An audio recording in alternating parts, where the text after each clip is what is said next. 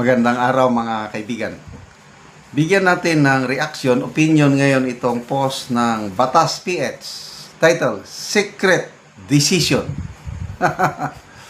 Ombudsman Boying Rimulya on Thursday expressed surprise over what he described as a secret decision by former Ombudsman Samuel Martires, who granted Senator Joel Villanueva's motion for reconsideration, effectively voiding his dismissal order for grave misconduct.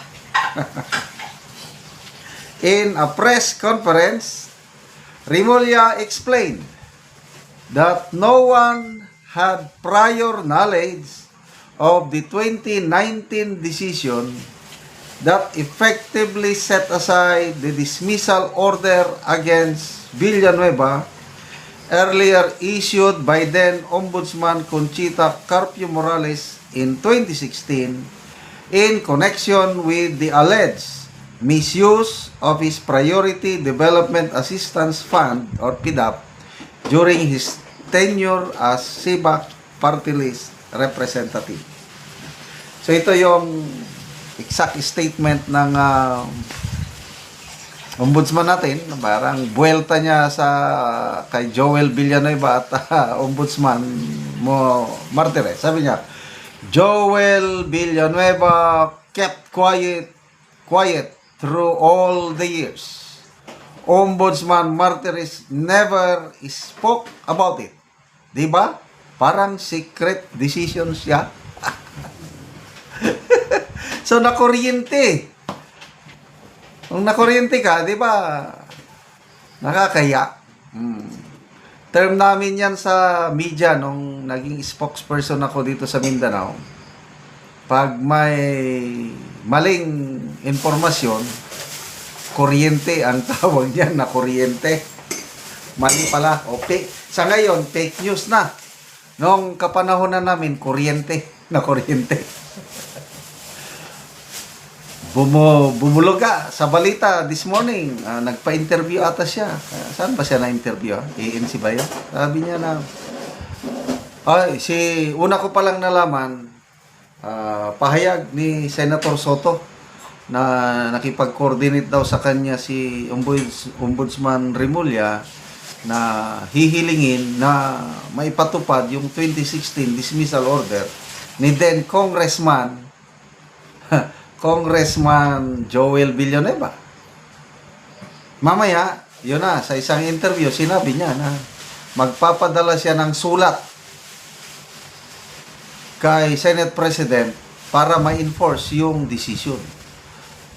Okay, granting lang granting, na hindi na-dismiss. Yung granting na nandun pa rin yung order ng Ombudsman Carpio Morales. Hindi ko maisip,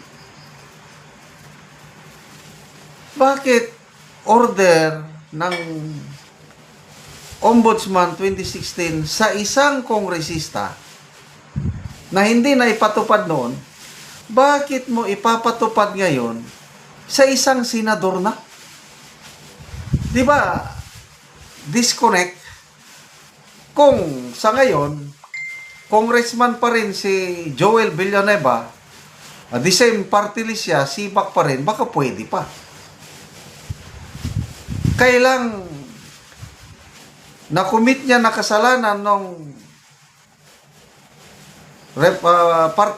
party list representative siya ng SIBAC, bakit mo paparusahan yung isang tao, binoto ng millions of Filipinos, senador ng bayan? Pwede ba yun? But anyway, sinundan yan ng statement ni Secretary Rimulya na chances are, sabi niya, kasi sabi niya, susubukan lang. Subukan, baka sakaling pagbigyan. Kaya lang, mautak din, nag-iisip na chances are, hindi pagbibigyan dahil collegial body ang Senate. Hindi naman kung anong gusto ng Senate President, yun na lang. Hindi pwede. Isang boto lang ang Senate President. Si Soto, isa lang. 24 sila. kung gusto ng ombudsman na ma-dismiss ang isang senador, kailangan niya ng 16 votes to dismiss o expel ang senator. Eh, nung nakita niya parang alanganin, nagsabi na siya na, pupunta ako sa Supreme Court. Ipapatupad ko talaga yan. Dapat igalang ang ombudsman. Ganon. Only to find out. I don't know kung paano niya nalaman. Kasi dalawa. Si Senator Villanueva, nag-press conference kagad, nagbigay siya ng documents sa media, yung dismissal noong 2019. Plus mga clearances niya ng clearances September 2025, ang date, ano? Ombudsman at saka Sandigan Bay na wala siyang kaso. Pinakita yon ni Senator Villanueva kasi sabi niya, na-anticipate ko na mayroong lalabas na ganyang balita, demolition job laban sa akin. Kaya, yun, kumuha ko. Yun, may clearance siya. Plus, nagsalita si former Ombudsman Martires. Sabi niya, na-dismiss na yan. So, maybe that's the only time na nalaman ni Ombudsman Remulla na na-dismiss na pala. Kaya nag-press conference din, nagpaliwanag nga. Hindi namin alam. Kuryente. So, di Max, ito nga parang lumalabas na, I don't know.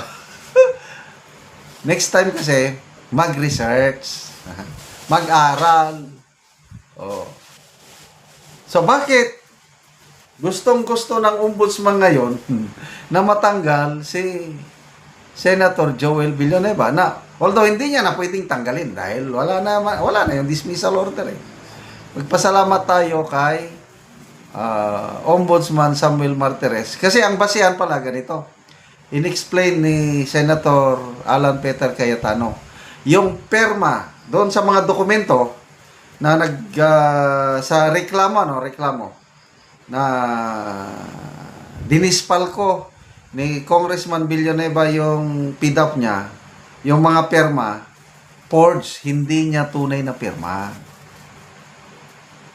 So, gawa-gawa lang yun. Plus, yung letterhead na ginamit sa complaint, buhay party list, hindi sibak. Ang layo. So, non-debatable, ano bang sabi na yan? Talagang paninira lang talaga. So ano ngayon? Di lumabas ang katotohanan. And you will know the truth and the truth shall set you free. Okay, salamat mga kaibigan sa inyong pagsubaybay sa ating channel.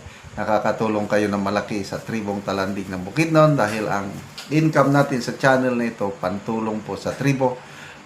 Sa ngayon, namimigay tayo ng mga libreng yero at pako sa tribo para makapagpatayo sila ng mas maayos na tirahan. Panoorin nyo ang video na ito.